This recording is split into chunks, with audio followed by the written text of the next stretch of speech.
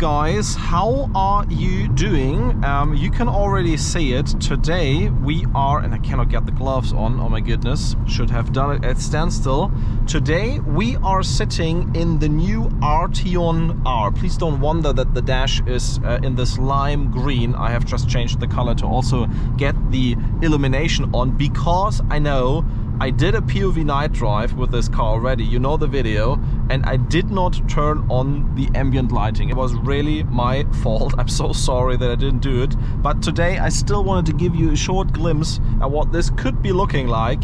And of course this car has ambient lighting where you can change the color in every direction and every brightness that you want it. Nevertheless, today we want to find out how fast this car goes on the Autobahn, specifically 100 to 200. Also have a first look at the 0 to 100 time while my phone is annoying me here. We of course are going to use the race box, measure the times. I'm very anxious to see the numbers, because you probably know that this car has the same and great 320 HP 4-cylinder, which already delivers an immense power in the new Golf 8R as well as the Tiguan R, and it also of course has the effective all-wheel drive system and torque vectoring system in the back, which should lead to very, let's say, nimble handling and aggressive launches in the end. But nevertheless, without further talking, let's try it out how fast the car really is.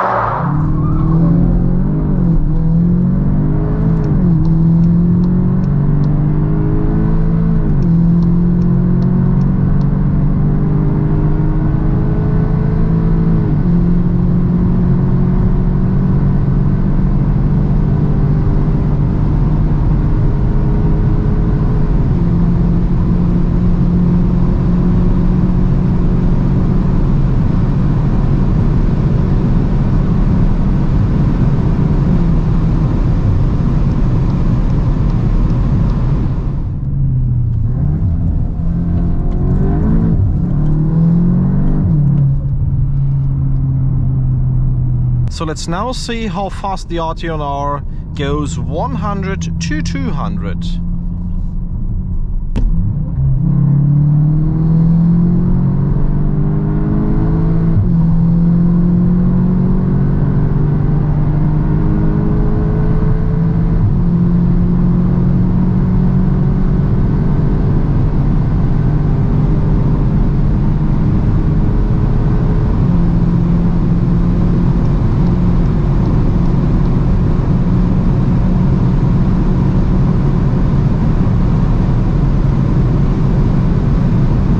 So guys, I think in the end we had some pretty nice times with the Arteon R. First of all, the time 0 to 100 was a 4.65. Of course, with the setting in the box, that rollout function turned off, so that is the real 0 to 100 time that we can achieve here, and that is about 0.3 faster than what the factory is claiming. I think that is pretty good, and it's not too far away. It's about 0.2 slower than a Golf R, which of course is a lot lighter in the end and a lot smaller, and also has the, let's say, yeah, more modern MQB platform in the end. So I think that car here is really capable. Once you look at the 0 to 100 launch control already, because that race start or that launch control is really aggressive and yeah, fits to this understated but yet very capable character. Also, the time of 0 to 200, or better saying 100 to 200 on the Autobahn, was pretty astonishing, because we managed a time of 12.89 seconds, 100 to 200, which of course is slower than what the Golf R is doing, which we expected, but in the end it is not that much slower than other cars which are even more powerful in the end, because I don't have the exact figures, but I would say that is about the same speed a C43 with 390 HP is doing, or almost the same speed. Maybe not as quite as fast, but almost the same speed, considering this only has the 4-cylinder and this only has 320 horsepower, and it's a bigger car in the end. It's more like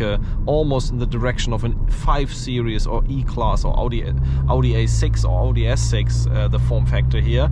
I think that is very, very interesting. And in the end, that means that this car has the nice ingredients, let's say, from the new VW R models, because it has the 320 horsepower engine, which also the Tiguan R and of course the Golf R has, which we all know is amazing.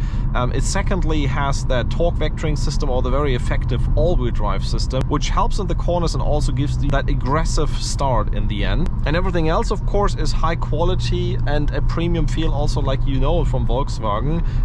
Some people might even prefer this, let's say, old Passat interior, Passat-based interior, which is also in the Tiguan R, compared to the new Golf R. So if you're saying you want an R model, you want a good-looking R model, a very capable R model, but you, for some reasons, cannot get across that Golf design and the Golf, let's say, new displays that the Golf 8 has, I mean, this is the perfect option for you, because everything is a bit more analog than in the Golf 8, but nevertheless you get the same power and the same thrill and a pretty good exhaust sound as well in the end. Without further talking, I think we have, let's say, done the first test with this car now. There will be plenty of more stuff coming of this car, also here on YouTube. I'm looking forward to your thoughts, what you think about this car, or maybe even planning. Are you maybe even planning to buy one of these? And would be anxious to hear that. And yeah, talk to you soon, stay safe, and have a restful rest of the day.